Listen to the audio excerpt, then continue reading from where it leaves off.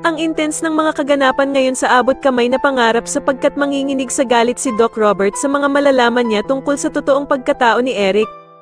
Dito nga matapos niyang ipahanap kay Kinito ang background ni Eric ay matagumpay niya ngang makikita ito at agad niya itong ibibigay kay Doc Robert.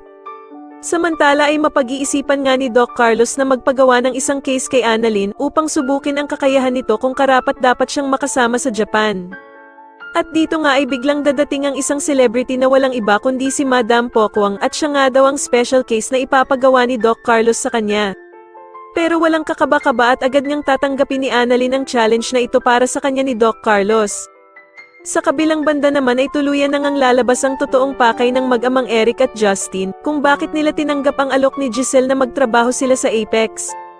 Sasabihin nga ni Eric kay Justin na eto na nga daw ang tamang panahon para maagaw nila ang Apex sa pagmamay-ari ng mga tanyag.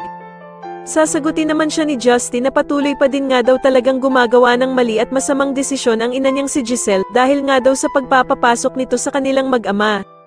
Samantala ay magkakaroon naman ng hadlang sa masasamang mga plano nilang mag-ama dahil sa may biglaang bata na susulpot sa kanila para magbigay konsensya sa mga masamang binabalak nila.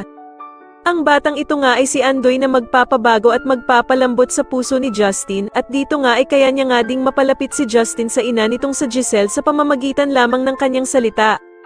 Sa kabilang banda naman dahil nga sa kawalan ng tiwala ni Doc Robert kay Eric, ay uutusan nga nito ang tauhan ni Don Pepe na si Kinito upang magsagawa ng background check sa ama ni Justin.